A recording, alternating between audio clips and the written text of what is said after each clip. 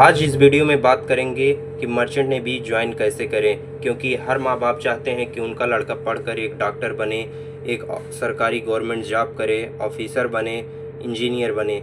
लेकिन लड़के जो होते हैं पढ़ाई तो करते रहते हैं, अगर मर्चेंट नेवी में आना चाहते हैं तो एजेंट के चक्कर में पढ़कर वो अपनी लाइफ को बर्बाद कर देते हैं। कितने लोग तो 10-10 से 12-12 लाख रुपए जीपी रेटिंग के लिए, कोर्स के लिए दिए, लेकिन आज तक सिप पर नहीं चढ़ पाए और कोर्ट कचहरी के चक्कर लगा रहे हैं। तो इसमें आपको 1 बाय 1 एक एक स्टेप हम बताएंगे, आप उस स्टेप को फॉलो करके बिना किसी एजेंट के थ्रू मर्चेंट नेवी आप ज्वाइन कर सकते हो।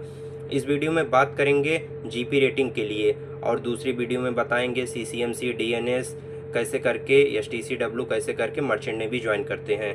इस वीडियो में सिर्फ बात करेंगे जीपी रेटिंग करके हम मर्चेंट नेवी कैसे ज्वाइन करें। आप क्लास 10th में आपके पास होना चाहिए 40% मार्क्स टोटल, और 60% होना चाहिए इंग्लिश में। और अगर आप इतना है आपके पास 10th में तो आप जीपी रेटिंग के लिए एलिजिबल हो। और अगर बढ़िया बेहतर तो ये रहेगा, आप क्लास 12th साइंस साइड से कर लो, पीसीबी से या पीसीएम से, आप जो है जीपी रेटिंग का कोर्स करने के लिए एलिजिबल हो। तो अब जीपी रेटिंग कोर्स करने के लिए सबसे पहले लोग ये सोचते हैं कि किसी एजेंट को पकड़ें और जीपी रेटिंग का कोर्स करें। तो आप किसी भी एजेंट के चक्कर में मत पड़ो, सबसे पहले आप अच्छे इंस्टीट्यूट से जीपी रेटिंग का कोर्स करो, क्योंकि बहुत से ऐसे इंस्टीट्यूट हैं जो प्लेसमेंट देते हैं, जैसे एससीआई हो गया, टीएमआई, नूसी गोवा हो गया, टीएस रहमान हो गया। ये सब जो कॉलेज हैं, 7 आइसलैंड हो गए, ये जितने भी कॉलेज हैं ये सब कोर्स भी करवाते हैं और प्लेसमेंट भी देते हैं। आप इसी कॉलेज में रहकर 6 मंथ का कोर्स करने के बाद, इसके बाद जैसे ही आपका पूरा डॉक्यूमेंट आ जाता है, फिर आपको यही कॉलेज प्लेसमेंट देते हैं। तो पहले तो आप ये कोशिश करिए कि आप अच्छे कॉलेज से कोर्स करिए और इसके बाद फिर आप मर्चेंट नेवी ज्वाइन करिए। अगर इन कॉलेजों में आपके एडमिशन्स नहीं होते हैं, इन कॉलेज में एडमिशन के लिए साल में दो बार फॉर्म आते हैं। फॉर्म भरने के बाद एग्ज़ाम होता है, written exam. Written exam clear करने के बाद आप जो है एडमिशन इस कॉलेज में ले सकते हैं।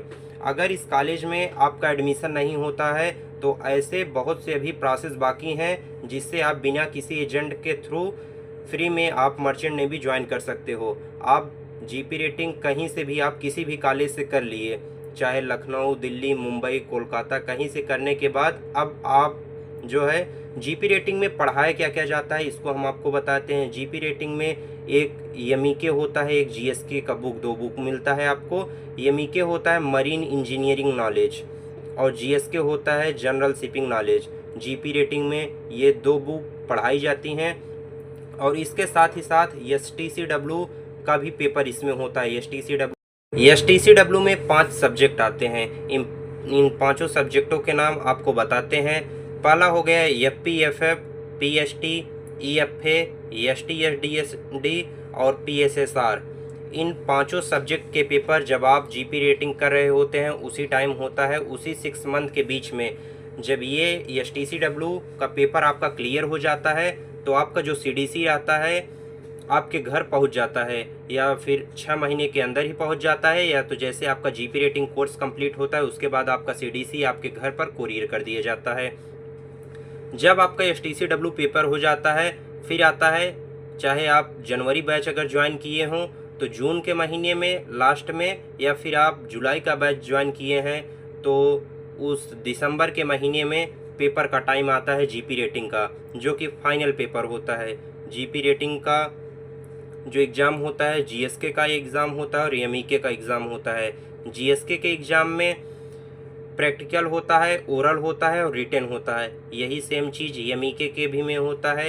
एमईके में प्रैक्टिकल होता है, ओरल होता है, रिटन होता है। इसको लेने के लिए बाहर से सर्वेयर आते हैं। जो सर्वेयर आते हैं वो कॉलेज में जब आते हैं तो आपसे वाइवा लेते हैं। इसके बाद आपका जो होता है फिर प्रैक्टिकल होता है। प्रैक्टिकल होने के बाद रिटन लेते हैं। इसके बाद अगर आप क्वालिफाई सब में कर लिए फिर 2 महीने बाद जीपी रेटिंग का रिजल्ट आता है। रिजल्ट आने के बाद जब आप उसमें पास हो जाते हैं, पास होने के बाद अब आपके पास बचता है चांस कि टैंकर कोर्स करने के लिए।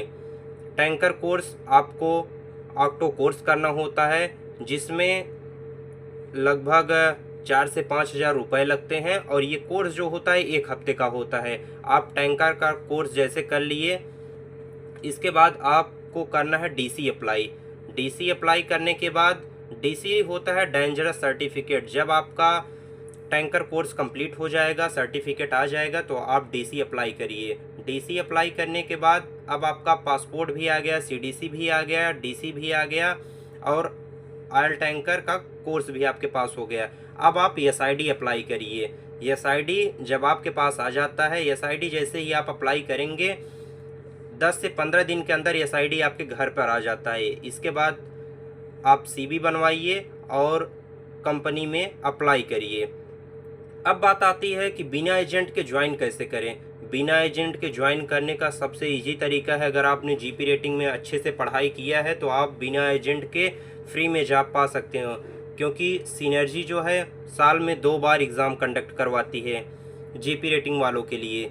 एक बार मार्च के महीने में पेपर उसका फॉर्म आता है और दूसरा आता है अगस्त सितंबर के बीच में इसका फॉर्म आता है। तो इन दोनों टाइम में आप फॉर्म भर के सिनर्जी का पेपर देकर आप इजी जो है बिना किसी पैसे के मर्चेंट नेवी में, वो भी एक अच्छी कंपनी में ज्वाइन कर सकते हैं। जब आप मर्चेंट नेवी ज्वाइन कर ये सब क्लियर होने के बाद अब आपके पास नंबर आता है कि मर्चेंट नेवी ज्वाइन हम कर लिए। सबसे पहले आपकी जो रैंक होती है वह ट्रेनी ओएस होती है। ट्रेनी ओएस में जब आप किसी अच्छी कंपनी में जाते हैं उसमें $400 से $500 सैलरी होती है, और जो छोटी कंपनी होती है वो आपको $300 से $350 सैलरी देती हैं ट्रेनी ओएस में, चाहे आप ट्रेनी वाइपर में हो। क्योंकि जब आप जीपी रेटिंग कोर्स कर लिए तो आप एलिजिबल हो जाते हो डेक साइड से जाने के लिए इंजन साइड से, क्योंकि शिप पर 2 डिपार्टमेंट होता है, एक डेक होता है, दूसरा इंजन होता है। तो आपके पास जीपी रेटिंग में दोनों चीज़ पढ़ाया जाता है। जो मरीन का आप पढ़ते हो वह इंजन का रहता है और जनरल शिपिंग का जो रहता है वो डेक का होता है। तो इसलिए आप दोनों में एलिजिबल हो, आप जिसमें चाहो उसमें आप अप्लाई कर सकते हो। जब आप ट्रेनी ओएस शिप पर जाते हो अच्छी कंपनी में तो सैलरी आपको $400 से $500 होती है, और वहीं छोटी कंपनी $300 से $350 देती है, चाहे वो वाइपर हो, ट्रेनी वाइपर हो या फिर ट्रेनी ओएस हो। और फिर इसके बाद आपका 9 महीने के बाद जब फिर प्रमोशन होता है ओएस पे या फिर वाइपर पे, तो आपकी सैलरी अच्छी कंपनी में $1100 से $1200 हो जाती है, और वहीं जो होता है एक छोटी कंपनी में यही सैलरी जो होता है $500 से $700 के बीच में देते हैं। और फिर इसके बाद आप 18 महीने के बाद कुछ कंपनी ऐसी भी होती हैं जो आपको आयलर में प्रमोशन देती हैं। जो वाइपर रहते हैं वह आयलर बन जाते हैं, और जो ओएस रहते हैं वह एबी बन जाते हैं। और कुछ कंपनी जो अच्छी कंपनी है वह 27 महीने जब आपका सीओपी निकल जाता है इसके बाद आप एलिजिबल होते हो एक एबी रैंक के लिए। एबी जो होता है एबल बॉडीड सीमैन होता है, और वहीं इंजन में आता है मोटरमैन जिसको आयलर भी बोलते हैं, उसके लिए आप एलिजिबल हो जाते हो सीओपी आने के बाद। अब सीओपी में एक मोटरमैन की और एक एबी की जो सैलरी होती है, बहुत सी कंपनी $1500 देती हैं एक एबी को, और प्लस ओटी मिला के 1600-1700 तक पहुंच जाता है। वहीं जो होता है एक आयलर की सैलरी जो होती है वो 1500 से लेकर, एबी और आयलर की जो सैलरी होती है सेम ही होता है। और कुछ कंपनी ऐसी भी होती हैं जो एबी और आयलर की सैलरी 800 से 900 के बीच में देती हैं, क्योंकि जो छोटी छोटी कंपनियां होती हैं वह सैलरी कम देती हैं, और जो अच्छी कंपनी होती हैं वह ज़्यादा सैलरी देती हैं, हायर सैलरी देती हैं। ये सब कंप्लीट होने के बाद जब आपका 27 महीने कंप्लीट हो जाता है तो इसके बाद एक सेलिंग आपको और करना पड़ता है 36 मंथ के लिए। जब आपका 36 मंथ कंप्लीट हो जाता है, एक जीपी रेटिंग का जो लड़का होता है वह अब ऑफिसर रैंक के लिए एलिजिबल हो जाता है। ऑफिसर रैंक के लिए चाहे वह डेक साइड से हो या फिर इंजन साइड से, अगर वह डेक साइड से होता है तो वह सेकंड मेट एग्ज़ाम के लिए एलिजिबल हो जाता है, और वह इंजन साइड से अगर है तो वह एमईओ क्लास 4 एग्ज़ाम के लिए एलिजिबल हो जाता है। अब सेकंड मेट में करना क्या है, सबसे पहले जो जीपी रेटिंग का लड़का होता है उसको निकालना रहता है एनसीबी का पेपर देना रहता है। इसके बाद वह एलिजिबल होता है एफजी के लिए, एफजी मतलब फॉरेन गोइंग के लिए।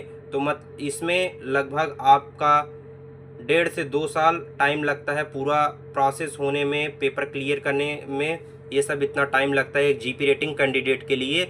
और वहीं अगर बात करें एमईओ क्लास 4 जो एक आयलर रहता है, मोटरमैन रहता है, वह क्लास 4 एग्ज़ाम के लिए जब एलिजिबल होता है तो उसको भी सेम यही प्रोसेस से गुजरना पड़ता है।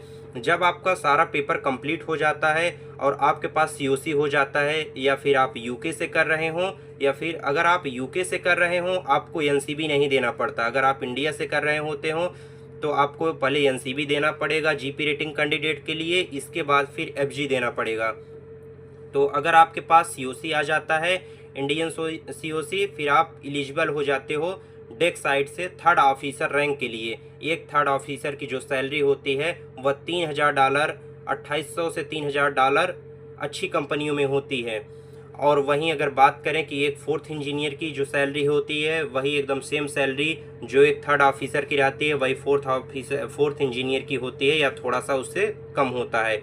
और जो थोड़ा छोटी कंपनियां होती हैं वो थोड़ा कम सैलरी देती हैं। इसके बाद आपको कोई भी एग्ज़ाम नहीं देना होता थर्ड ऑफिसर के बाद, फिर आपका प्रमोशन 1 सेलिंग से 2 सेलिंग के बाद हो जाता है सेकंड ऑफिसर के लिए। सेकंड ऑफिसर का आपके पास सीओसी रहता है, आप सेकंड ऑफिसर बन सकते हो। इसके बाद फिर बात आती है कि फिर से हमको एग्ज़ाम देना है और बनना है चीफ ऑफिसर, फिर आपको रिटन देना होना रहता है, इसके बाद फिर ओरल देना होता है। जैसे ही आपका रिटन और ओरल क्लियर होता है आप चीफ ऑफिसर के लिए एलिजिबल हो जाते हो, चीफ ऑफिसर। और वहीं अगर देखा जाए फोर्थ इंजीनियर जो होता है इंजन साइड से, वह थर्ड इंजीनियर बनता है 1 से 2 कॉन्ट्रैक्ट के बाद। इसके बाद वह एलिजिबल हो जाता है फिर सेकंड इंजीनियर के लिए, फिर एग्ज़ाम वह देता है। सेकंड इंजीनियर एग्ज़ाम देने के बाद फिर अब बात आती है कि इंजन साइड में चीफ इंजीनियर कैसे बने और डेक साइड में कैप्टन मास्टर कैसे बने। जैसे ही आपका एग्ज़ाम क्लियर होता है चीफ ऑफिसर का, आप 2 से 3 से 4 सेल करने के बाद आप एलिजिबल हो जाते हो एक कैप्टन रैंक के लिए, एक मास्टर के लिए। एक मास्टर की जो सैलरी होती है वह शिपिंग लाइन में अलग अलग कंपनियों की अलग अलग सैलरी होती है। बहुत सी कंपनी ऐसी होती हैं जो 12 से 15 लाख, 15 से 18 लाख एक कैप्टन की सैलरी देती हैं, और वहीं जो इंजन साइड में चीफ इंजीनियर की सैलरी होती है वह 12 से 15 लाख, 15 से 16 लाख सैलरी होती है चीफ इंजीनियर की अच्छी कंपनियों में। तो यही प्रोसेस होता है एक जीपी रेटिंग कैंडिडेट का। ये सब प्रोसेस आप करके इजी वे में मर्चेंट नेवी ज्वाइन कर सकते हो बिना किसी एजेंट के, क्योंकि बहुत से एजेंट ऐसे भी होते हैं जो आपसे कहेंगे कि हम आपका एडमिशन करवा देंगे, वो कहीं ले जाके आपको फंसा देते हैं, ज़्यादा पैसा आपसे मांगते हैं। अगर कॉलेज चार्ज कर रहा है 2,40,000, 2,20,000, तो वहीं आपसे वो 3 लाख रुपए लेते हैं और आपको एडमिशन के लिए बोलते हैं कि आपका हम एडमिशन करवा दिए हैं। तो आप खुद ही जाएं, आप अपना एडमिशन करवाएं। एडमिशन करवाने के बाद फिर आप प्रॉपर कोर्स करें, फिर आप जो है अच्छे से पढ़ाई करें। जो पढ़ाई आप करेंगे वही एग्ज़ाम में, वही इंटरव्यू में पूछा जाता है, क्योंकि जो एग्ज़ाम होता है सेम ही उसी में से आता है। थोड़ा रीजनिंग आता है, जो आप 10th-12th में पढ़े रहेंगे वही सब पूछा जाता है, कहीं बाहर से अलग से कुछ नहीं आता। तो ये सब प्रोसेस करने के बाद आप इजी वे में मर्चेंट नेवी ज्वाइन कर सकते हो बिना किसी एजेंट के। Thank you so much.